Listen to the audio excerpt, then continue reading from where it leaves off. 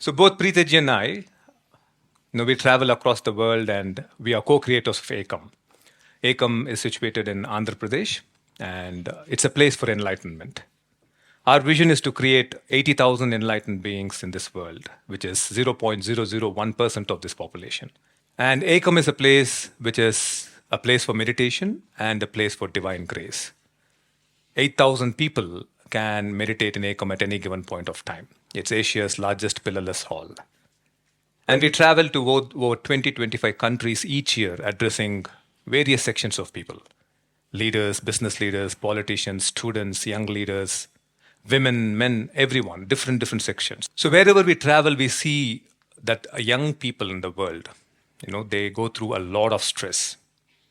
And our vision is to teach the young people how to become free of the stress and how to live in a very beautiful inner state. So I'll come to what a beautiful inner state in a short while.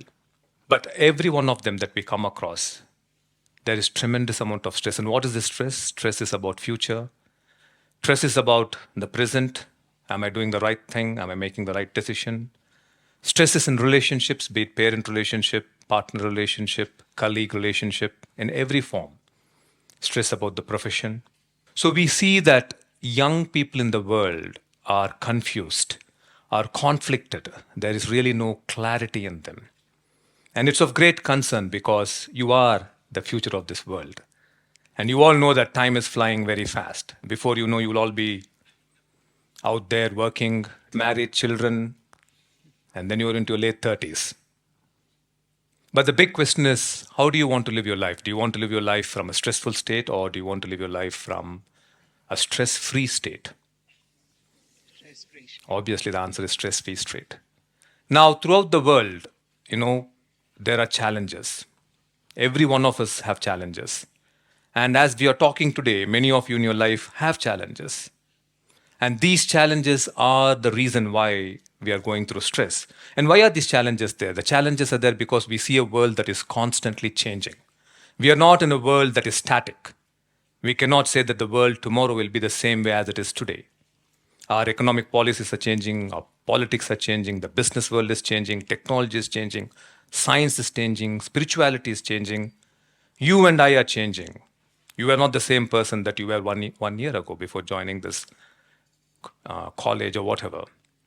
Every one of us is constantly changing. And since there's change happening everywhere, we have tremendous amount of challenge. So is change ever going to go away from our life? Do you think you can have a life that will be just the way it has to be? Can anyone in this hall have that life? No, it's impossible. Let's say you are getting married. And do you think your husband or your wife will behave the same way for the next 40 years? No, impossible, right? Your parents don't, you don't. As friends, you don't. Everything is changing. But there is a deep down belief in every one of us that, why can't life be very normal, stress-free? Can it be without any problems? Can I always have financial abundance? Can I always have good health? Can I always have great relationships and fun in life, joy in life? Can my life be this way? And can it always be this way? And the answer for that is absolutely no. But can it be that way for most of the time? The answer for that is absolutely yes. So you have to understand that these challenges are constantly shaping your life. So as young people, how are you going to cope up with this challenge? So I want to teach you a very important teaching that I teach all over the world. That we as human beings only live in two states internally. We experience life only from two states. One is a stressful state, the other is a beautiful state. Whether you are a Hindu, Muslim, Christian, Buddhist, whether you are a man, woman, 3-year, 100-year-old, Japanese, Indian, Chinese, American, Australian, Korean, anyone on this planet, you only live in these two states. A stress state, a stressful state, or a beautiful state. There is no third state from which you experience life. So there are 5 categories. We can put the stressful states into fear-related states, anger-related states, laziness-related states, sadness-related states, and loneliness-related states. All these are stress states. When you have fear-related states, you're basically very anxious about your future, you're stressed about your future, you're very, very worried about what's going to happen to you.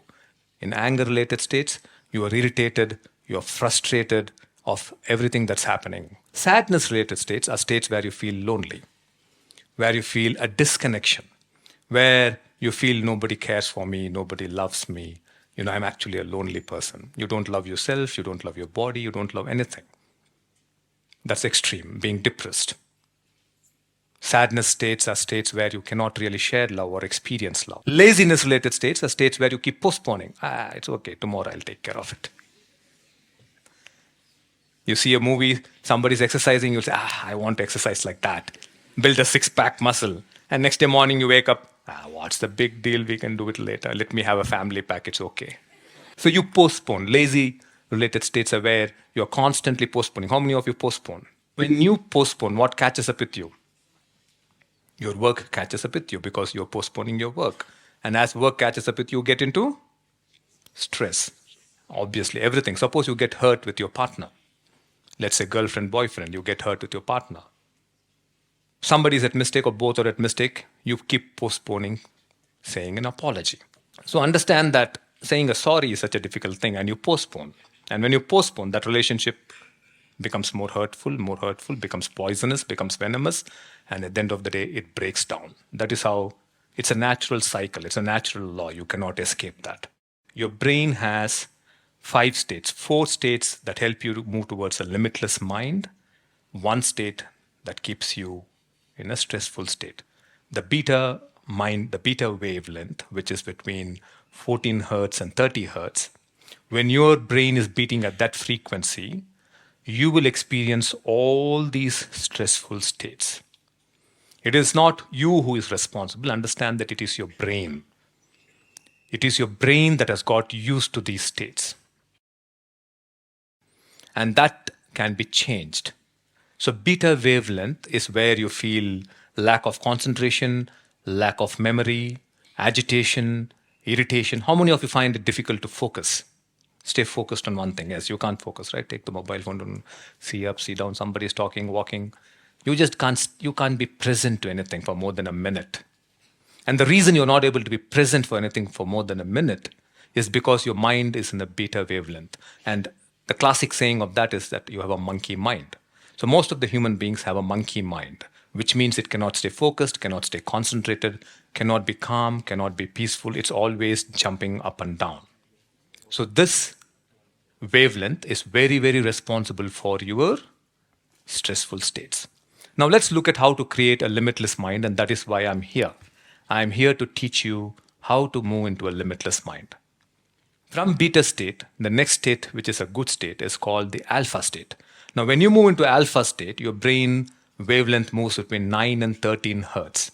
And when you move into the alpha state, your focus, your attention, your concentration becomes far, far greater. Your memory becomes great.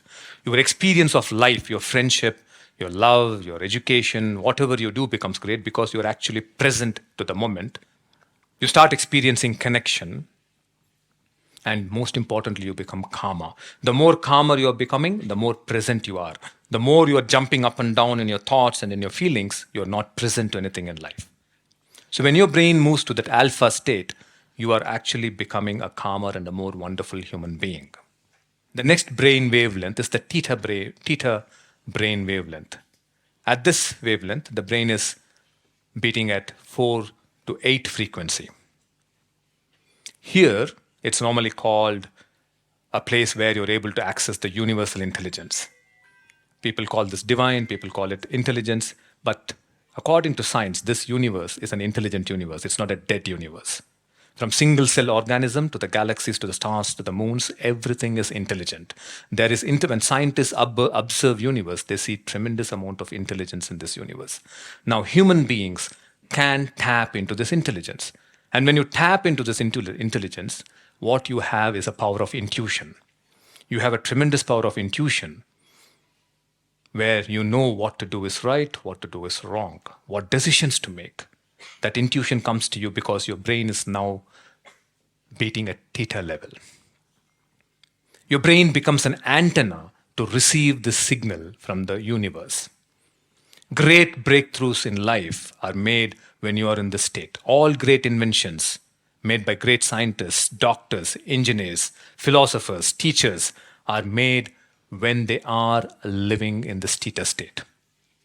It's not an intelligence that's born within you, but it's an intelligence that you're able to tap from the universe. And you can learn that too. Human beings learn that. Believe me, great business leaders, political leaders, economists, all of them have some way of going into that state and tapping that information. Now, what are these beautiful states? Can someone tell me? You spoke about stressful states. Can someone tell me about beautiful states? When you have experiencing beautiful inner states, what are those states? Happiness, great. Peace of mind, joy, love, courage. See, there's a very important principle in spirituality that you must learn. It's called the cause and effect. Every cause has an effect, right? So in the real world, the cause and the effect, there is a cause. I push this glass, the water falls. The effect is water is falling. In the subatomic world, it's the reverse. The water falls first, and then I push the glass. So when scientists look at the subatomic world, they're fascinated to see how everything is in reverse. The effect is first, the cause is later. But in the real world, the cause is first and the effect is later. In the same way, you must understand that you right now think, if I become a successful doctor, if I have 2 homes, if I have 2 cars, if I have a lovely husband, a lovely wife, a lovely career, then I'm going to have a very joyful, happy, lovely life. In the subatomic world, everything is reversed. In the same way, you must understand that all these external things are not going to give you happiness. But the reverse is true. If you can find the beautiful state by moving into these brain states, then you can create an extraordinary life. That is the truth. You can become a great doctor, a fulfilled doctor. You can become a fulfilled partner. You can become a fulfilled parent, a fulfilled child. Every aspect of your life can be put in order. The way it can be put in order is only when your inner world is put in order. But if your inner world is in chaos, then what you will be seeing outside there is chaos. Because in the realm of growth, in the realm of transformation, first you need to set right your inner world. Then your outer world gets set right. Your brain is your life. Your brain will give you a healthy mind. A healthy mind gives a healthy state. If your brain is unhealthy, you're going to have an unhealthy mind, a mind that cannot make decisions, a mind that cannot focus, a mind that is confused, a mind that cannot concentrate, a mind that cannot memorize, a mind that cannot feel, a mind that cannot connect. Then that is not life at all. That is not living at all. And you are young. You need to live. You need to enjoy life. Enjoyment is not in going to a movie theater, watching a movie and having a popcorn. That's pleasure. Pleasure where the body senses are experiencing pleasure. Pleasure that's coming through the taste, coming through the sensory inputs. Happiness and joy is something that you find within you. That happens in human relationships. That is where it happens. You can enhance your human relationship by changing your brain.